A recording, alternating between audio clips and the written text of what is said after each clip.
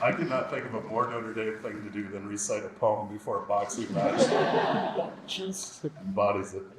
All right, our fifth student this evening is Hirudini Fernando. Hirudini is a third-year PhD student in the chemistry department within the College of Science and is advised by Professor Mario Lieberman. Hirudini is active in the Association for Women in Science and the Berthium Institute for Precision Health.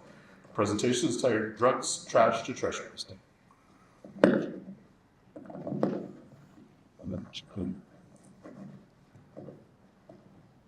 Okay.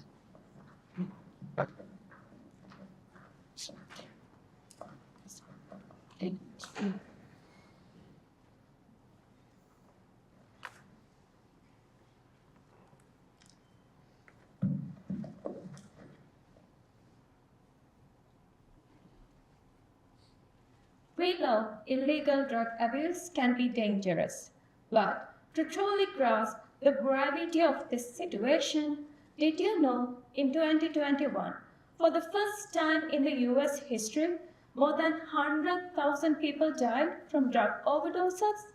The main reason for this spike in deaths was the use of the drug fentanyl. Now, fentanyl is cheap, easy to make, and strong.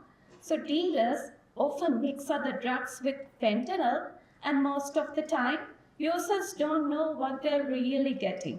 As a result, they can easily overdose. To make things worse, no one is actively testing these stray drugs linked to overdoses. The main reason for that is it is difficult to send solid illicit drugs to certified labs for testing due to legal restrictions.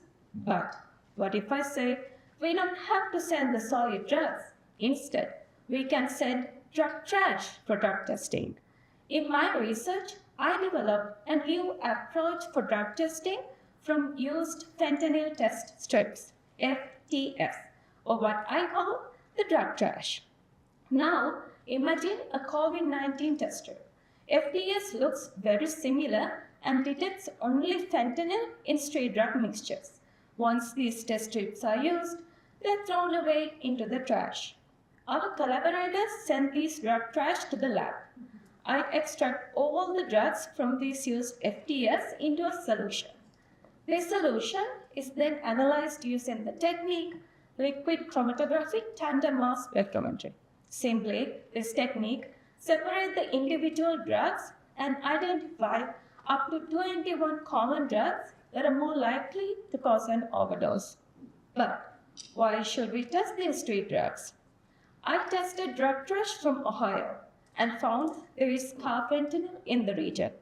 Now, carfentanil is more dangerous than fentanyl. So, from the data I collect, I can find emerging drugs like carfentanil and other drug trends in this illegal market.